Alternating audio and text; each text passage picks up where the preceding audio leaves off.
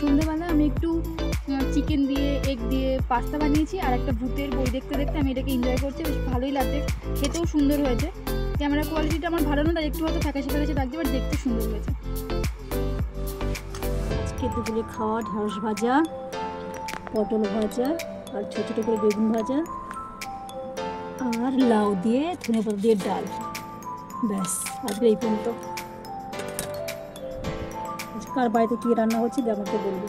খেতে বসে গেছি, যে এখানে ডাল আছে, এই ডালটা ডালটা ঘাটো।